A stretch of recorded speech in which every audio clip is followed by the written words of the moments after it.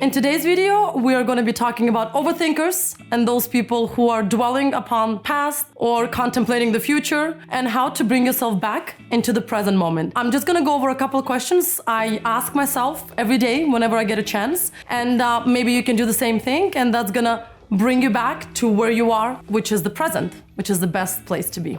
Hello and welcome back. My name is Valentina, and on this channel we explore all type of topics: self-development, productivity, motherhood.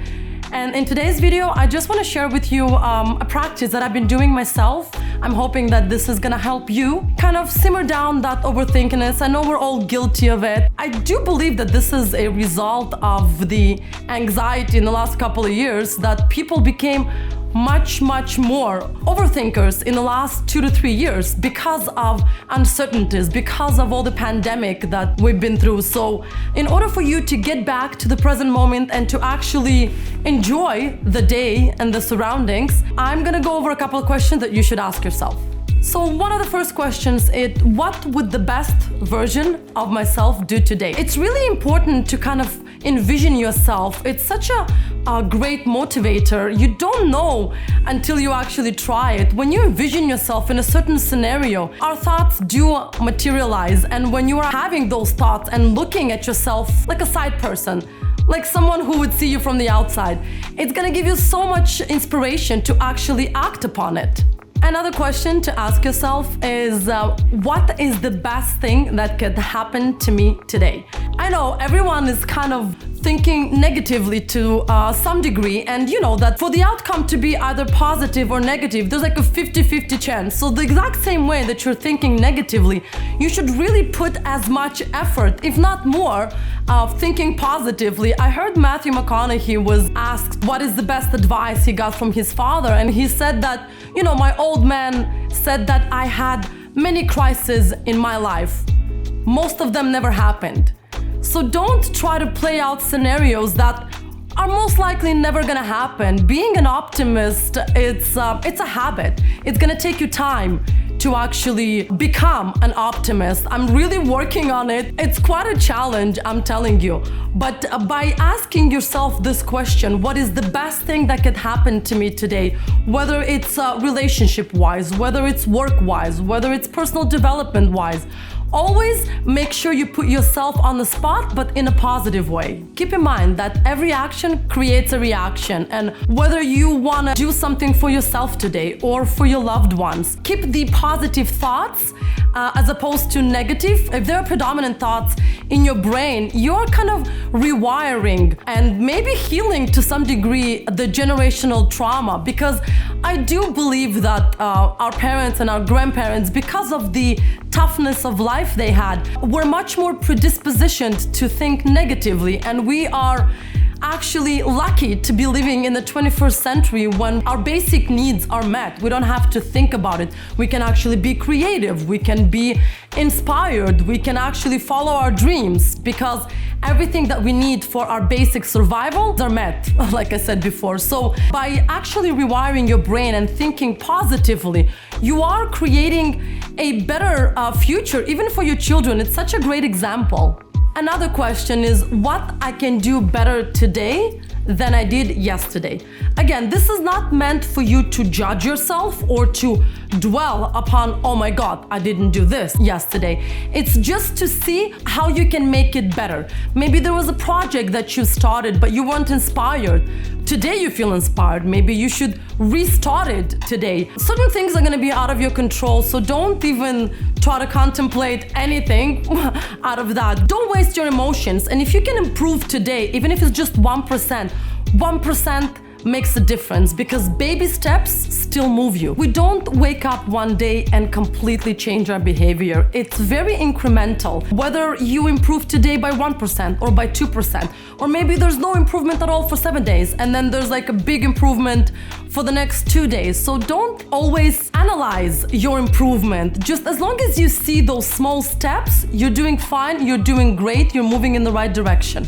Another question to ask yourself is, what small step I can take today in order to fix a big problem? I know that when we are facing a big problem per se, we tend to always think that in one day it can be fixed, or by one phone call, by one move, by one talk. But generally that's not the case, and usually it takes 5 to 10 steps to fix. At least it does for me. I like to break down my problems. I don't like to just look at the results. I want to see the steps I'm taking just to make sure that I reach that result that I want. So if you are facing a problem, hopefully you're not, but if you are facing one, then do think about one step you need to take today. One step tomorrow, one step the day after tomorrow. Keep in mind, you are not the same person that made the mistakes of your past. You are the person that learned from them, and you don't need to see the whole staircase. As long as you see the next step, that's already improvement, that's progress. Generally, I see that people are so rushing into solving their problems that they don't even see. They're missing the whole idea along the way, because this is how you learn how to deal with problems later on in life. So learn from the steps you're taking. Don't just rush to have the end result and to get that burden off your shoulders. Any kind of problem that you face should be a challenge for you, and I find that writing it down and breaking it down really does help. Another important question to ask yourself is, what steps do you need to take today in order to reach your goal? I'm approaching it the same way as to fixing a problem. Small steps, incremental steps. Even if you didn't get everything done today, maybe you want to be a writer, signing up to a course. It's already a big step. Or starting a blog, even if you just did 2 sentences, it's already a step. So don't see only major steps as something that's gonna move you forward. Small steps are gonna move you maybe not as fast. It's still some kind of movement. It's still some kind of improvement. These little shifts are gonna impact your life. You will see it, I can guarantee you.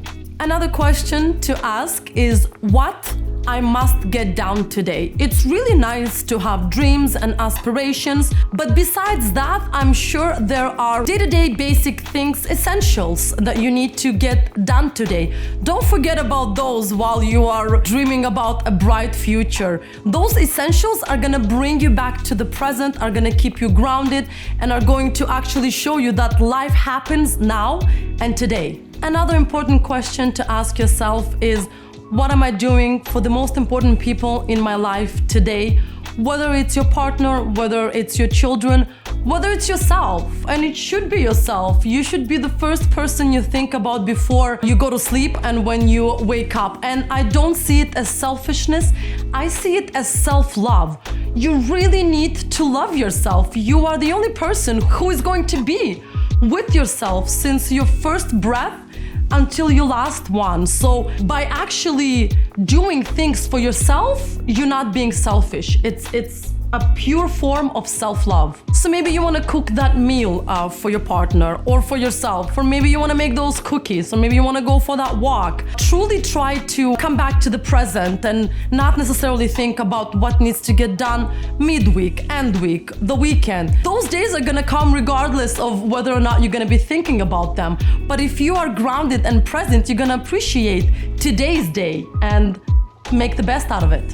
Another really important question is, what new I can try today? Small risks, I do truly believe they need to be taken every day. Not something big that's gonna make damage, but small ones. Maybe a change in a particular habit, maybe starting a new routine. You never know where it's going to bring you, but trying something new really is a great way of being present, being in the moment, and actually paying attention to your routine. Because we get so much into our head and we just go on with our day and do our workout, have our vitamins, take our greens, and we forget to be in the moment and to be present. Maybe there's a particular change you want to make to the way you start your day, to how you even get up from the bed. For example, I'm always doing meditation midday, but lately I've been following this really cool YouTuber. I'm gonna link her down below, and she is doing meditation the minute she wakes up.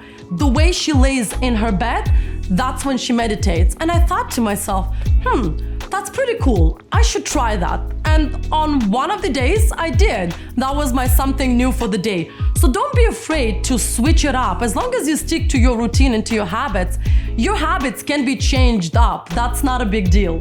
Last question, but as important, is will I remember this day from here on? It's not that you shouldn't give the best intentions and live your best days every day. But if certain things are not gonna matter in a year from now, then you shouldn't really concentrate too much on them.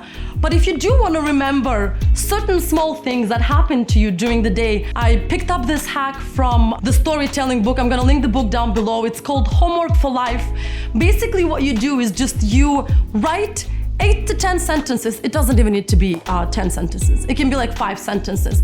And these sentences need to make sense only to you of what major things that happened that day.